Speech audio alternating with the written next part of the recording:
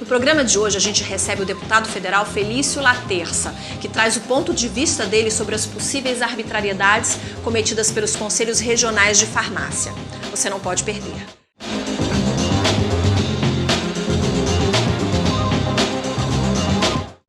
Olá, seja bem-vindo. Mais um programa do Ed Farmácia no ar. E a pauta hoje é regulamentação do setor de farmácias. Mas antes, assine o nosso canal, deixe o seu like, o seu comentário, a sua sugestão de pauta, porque para a gente é muito importante. Para conversar sobre esse assunto, regulamentação do setor de farmácias, nós convidamos o delegado de Polícia Federal e que está deputado federal pelo PSL do Rio de Janeiro, o deputado Felício Laterça. Deputado, muito obrigada pela sua presença. Viviane, boa tarde. Eu que agradeço estar aqui com vocês para prestar os esclarecimentos, informações ao setor de farmácia e ao farmacêutico, que também é a nossa preocupação. Deputado, a gente tem uma pauta grande aqui, eu tenho muita coisa para perguntar para o senhor. Eu quero começar a nossa conversa perguntando quais são, na sua visão, as arbitrariedades que os conselhos de farmácia estão cometendo, que essa é o principal tema que circula hoje nas redes sociais. O senhor está muito envolvido com isso, tem propostas sobre esse assunto, mas eu queria que o senhor destacasse para a gente quais são essas arbitrariedades. Muito bem, Viviane. Começou com um apelo do setor de farmácia, e não só de farmácia, mas dos farmacêuticos. Pasme. Que tipo de apelo? Que estavam sendo multados de forma arbitrária. Então, eu comecei primeiro a entender sobre o tema, a ouvir primeiro antes de tomar qualquer medida. Isso, na verdade, eu tive conhecimento antes mesmo de ser eleito. Foi que ano, mais ou menos? No ano passado. Tempo isso? No ano isso passado. Foi no ano passado. Tá. Então, uma vez eleito, na verdade, eu empunhei essa bandeira para defender o farmacêutico e a farmácia. Porque, na verdade, é uma simbiose. Um não vive sem o outro. Eu falei há pouco num evento que parece uma antinomia, mas eu estou defendendo o farmacêutico. Porque se você estrangular as farmácias, o farmacêutico fica desempregado. Vai trabalhar só onde? Só na rede pública? Então, nós tivemos conhecimento da arbitrariedade das multas praticadas pelos conselhos regionais, né, sob a batuta do Conselho Federal de Farmácia. Então, são multas de valores elevadíssimos. A primeira multa é de R$2 a R$3.000 e depois a segunda gira em torno de quase R$5.000 a R$6.000. Fora o sistema cartorial que os conselhos imprimem, que você tudo tem que notificar, qualquer alteração de troca de horário, você tem que comunicar ao Conselho Federal. Então, o farmacêutico hoje, ele virou um prisioneiro da farmácia. Então, a minha ideia, e combatendo a indústria da multa, é que se tire, né, o farmacêutico do cárcere privado. E sim, liberte ele um pouco, bota uma tornozeleira eletrônica. E como que o senhor pretende fazer isso? Que tipo de proposta o senhor está trazendo para... Bem, ao revelarmos a indústria das multas na farmácia, né, porque nós temos vários no Brasil. O Brasil é um país de excessos. E aí, tratando essa questão, veio à tona, a senhora fez um comentário realmente, né, viralizou esse vídeo que eu fiz em plenário falando sobre a indústria das multas. E isso percorreu o Brasil inteiro. Eu recebi clamor dos 27 estados da federação. Então, isso aí você vê que a preocupação... É generalizado. É generalizado. Então, na verdade, como eu disse, vem de uma orientação federal que espraia para todos os estados. Recentemente, o senhor tinha conseguido incluir na medida provisória da liberdade econômica 2 emendas. Uma para limitar o valor das taxas em R$100 e a outra que a multa deveria ser graduada de acordo com a gravidade da infração, a vantagem auferida e principalmente a condição econômica da farmácia, porque uma pequena não pode ser tratada como uma grande rede. Mas essas 2 emendas elas foram retiradas do texto. Por que isso aconteceu? Por que não foi para frente? Vamos lá. Você está falando da medida provisória 881, apelidada de medida da liberdade econômica. Isso. Essa é a vertente do nosso presidente da República. A gente quer da liberdade econômica, porque a gente quer gerar emprego e renda. Nessa eu tive a oportunidade, na verdade, de colocar 4 emendas e 2 subsistiram, ou seja, permaneceram no relatório final para ir ao plenário. Eu integrei essa comissão mista. Essas emendas, ela tinha um propósito de exatamente preservar o pequeno e médio. Hoje as grandes redes dominam mas as grandes redes também sofrem com as multas, tá? Que fique bem claro. Mas o pequeno empreendedor, o médio, as pessoas que estão no interior, não só no estado do Rio, mas no rincão do nosso Brasil, ele não tem condição econômica de manter, inclusive, essa questão de farmacêutico dentro do estabelecimento de farmácia em tempo integral.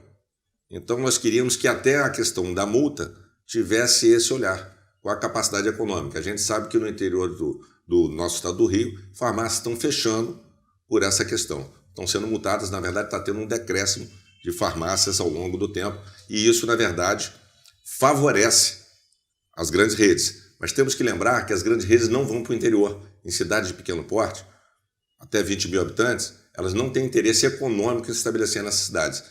Então, fica mais um recado para o Conselho de Farmácia. Se vocês são um estabelecimento de saúde, vocês têm que chegar ao interior. Mas, deputado, por que essas medidas foram retiradas, essas emendas foram retiradas da MP? Na verdade, foi um acordo. Então, muita coisa na Câmara dos Deputados funciona por acordo. Porque ficou uma expectativa, todo mundo achou que essas emendas iam ficar no texto final, iam ser aprovadas, e aí, na última hora, elas foram retiradas. Exato. Por quê? Para o meu pesar, houve um acordo de que o presidente da Câmara decidiu que determinadas medidas que fugiam ao propósito da medida provisória, todas elas iriam ser extraídas do texto. E isso aconteceu. Nós até tentamos, pelo meu partido, fazer um destaque, mas nem isso foi possível. Agora, tinha uma outra que não entrou, que é relacionada ao que o senhor falou agora, que refere-se à assistência farmacêutica remota. Né? Porque o senhor está falando aí que tem farmácia que não consegue que o farmacêutico fique durante todo o horário de funcionamento, e a sua proposta é que tenha uma assistência farmacêutica remota. É isso? O senhor realmente acredita que é possível funcionar dessa forma? Não tenho dúvida, porque isso é realidade. O atendimento remoto já existe. Se você quiser comprar um medicamento numa farmácia de manipulação em São Paulo, você manda para lá, eu preciso, você manda uma receita. Um farmacêutico vai estar do outro lado, ele vai te atender e vai fazer isso. Então, na verdade, eu não estava inventando a roda, não. Eu estou querendo regulamentar uma coisa já existente. Só que isso feriu de morte o Conselho, porque a possibilidade de estar atendendo de forma remota, sendo que na emenda nós colocamos de forma expressa a obrigatoriedade da contratação do farmacêutico, isso acabaria, na verdade, com a questão da multa. Não, ele está de forma remota, então ele está presente, ele vem na farmácia, ele cumpre as obrigatoriedades todas dele. Então isso aí, na verdade, que causou um grande rebuliço por parte do Conselho, né? Houve uma convocação no Conselho Federal dos conselheiros, dos representantes regionais de cada estado. Inclusive tivemos, por ocasião da medida provisória, uma reunião com vários representantes dos conselhos no gabinete do deputado Ercílio Diniz, quando eu, infelizmente, não gravei naquele dia. Gravei todo o evento, todo o acontecimento, porque eles não me convenceram do contrário. Então, isso ficou muito claro. E, na verdade, fica aqui até, viu, senhor presidente do Conselho? Estou aguardando o senhor no meu gabinete. Tá? Não sou o senhor como todos os representantes. Vocês se comprometeram. Fazendo registro aqui ao presidente do Conselho de São Paulo, que esteve lá no meu gabinete. O gabinete está de portas abertas para o Conselho de Farmácia, até para ver se vocês se conscientizam do abuso que vocês vêm praticando. Nós já fizemos o convite ao Conselho Federal de Farmácia para vir ao ED Farmácia, para que a gente possa também dar espaço a eles para as suas explicações, opiniões, justificativas. Fica aqui novamente o nosso convite para que o representante do Conselho Federal venha ao programa, que eu acho importante. O nosso objetivo é proporcionar o debate. Tá? Voltando aqui para o nosso tema. O Sérgio Mena Barreto, que é o CEO da Abrafarma, eu fiz uma entrevista recente com ele e citei as emendas que o senhor vinha propondo, né? E ele disse que essas emendas, deputado, representam o cansaço do setor farmacêutico com excesso de multas e com a forma como o órgão que representa os profissionais farmacêuticos trata as farmácias. Abre aspas, ele disse. Eu acho que essa corda já esticou bastante e o deputado representa um pouco esse desgaste e essa insatisfação que o varejo tem com o órgão de classe. O senhor concorda com essa fala dele? Muito bem sintetizado. Na verdade, por onde ando, em reuniões com os representantes, e aí vou falar mais uma vez, vários empreendedores são farmacêuticos. Aliás, isso é até coisa de família. O pai estimula a filha ou o filho. Então tem essa questão também familiar que envolve o farmacêutico e a farmácia. Isso aí é uma verdade, e aí nós vamos passar até né, me veio a ideia de a gente começar a gravar isso e colocar isso num vídeo para mostrar a realidade das pessoas que estão do outro lado. Como eles são muitas vezes até achincalhados. A forma que é tratado uma pessoa que está gerando emprego e renda e uma pessoa que, na verdade, é até farmacêutica. Você fala durante o quê? Durante a fiscalização? Durante a fiscalização, né? Certa imposição dos fiscais, né? Porque o fiscal ele é investido no poder de polícia administrativo, para quem não sabe. Né? Então ele quer impor, age de forma arbitrária. Né? Eu, como delegado de Polícia Federal, sempre pautei pelo bom atendimento, pela dignidade das pessoas. E até isso a gente tem relatos de coisas gravíssimas. Um farmacêutico que for atravessar a rua para fazer um lanche, eles entram, e eu disse isso na minha fala, eles ficam, na verdade, de atalaia, esperando a oportunidade. Parece que o farmacêutico sabe, ele entra na farmácia. E aí multa. Deixa eu dar outro exemplo para você. Uma mãe, a senhora é mulher, né, que subiu para uma sobreloja para amamentar seu filho, a farmácia foi multada. Num shopping em Brasília, que o farmacêutico foi ao banheiro, porque não tem banheiro dentro da farmácia. Ele não quis usar o pinico. Então, foi multado também. Absurdos nós temos para contar o dia inteiro. Deputado, recentemente foi lançada uma frente parlamentar de apoio aos conselhos profissionais. Tem algumas semanas isso. E essa frente parlamentar ela vai propor ações contra a PEC 108. Essa PEC, entre outras coisas, ela quer limitar a atuação dos conselhos e determinar que a filiação, por exemplo, de um farmacêutico ao conselho regional seja uma coisa opcional e não obrigatória. O senhor acha essa proposta boa? Eu estou te perguntando isso porque será que o fim dos conselhos profissionais também não seria um risco para a profissão, para a população? Eu queria a sua opinião sobre isso. Na verdade, essa já é uma PEC antiga que você trouxe, né, e é um tema atual. Né? Até a desnecessidade de certos conselhos. Porque alguns conselhos viraram sindicatos, mas sindicato numa expressão pejorativa. Eu até chamo de sindicato do proletariado, que na verdade é só ver a nós. A gente tem que inverter essa questão. Agora, acho que o sindicato, né, o conselho no caso, tem o dever de proteger o profissional. Então essa é a vertente. Se ele não tiver... O conselho profissional é necessário, então? Entendo. Você acha que é necessário? É necessário. Entendo a necessidade, sim. Agora a gente tem que rever, por exemplo, valores. Tem profissionais que não têm condição de pagar o valor de uma anuidade sequer. E no caso do Conselho de Farmácia, né, não sei se você sabe, o montante que chegou ao meu conhecimento, que eles arrecadam 250 milhões ano. Não só com as contribuições, mas com a indústria das multas. Por isso que o senhor pediu para o Tribunal de Contas da União fiscalizar as contas dos conselhos profissionais? Muito bem.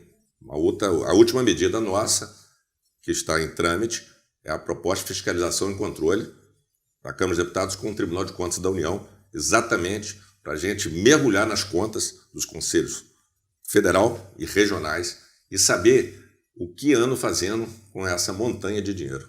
As contribuições que são recebidas pelos conselhos, elas não são receitas da União, não é isso, deputado? Eu estava pesquisando e encontrei o seguinte, que as implicações de ordem orçamentária e financeira, pois as contribuições recebidas pelos conselhos não constituem receitas da União e tampouco os orçamentos e as execuções financeiras são regidas pelas regras da administração pública federal. Exatamente. Não nada para o cofre público, é tudo para os cofres próprios. Então, como eu disse, 250 milhões que eles gastam, né, com salários altíssimos. Aliás, se a senhora for jornalista lá do Conselho, acho que a senhora vai ter uma boa remuneração. Jetões para participação, cursos que eles fazem sem especificar exatamente o que é. Inclusive, nós vamos tentar verificar aonde são feitos esses cursos, de que forma, quem são os beneficiários desses cursos. Verdadeiros valores astronômicos, como eventos, né, que acontecem normalmente em lugares paradisíacos, né, de alto luxo. Então, acho que tudo isso não vai ao interesse do farmacêutico. Isso vai ao interesse de muito poucos. E é isso que nós estamos querendo rever. Nosso tempo acabou, deputado, infelizmente. Qual é o seu recado final para quem está nos assistindo? Farmacêutico, Felício Laterça está aqui para proteger você.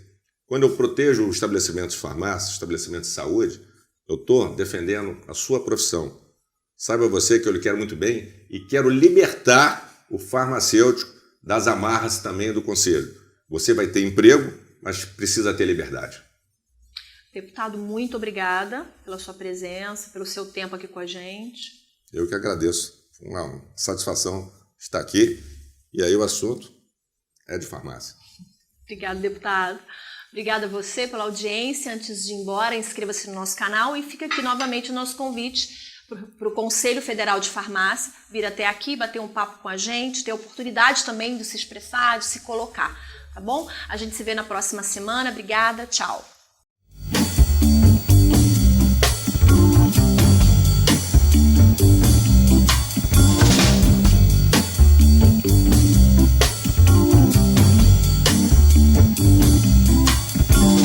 Raindrops fall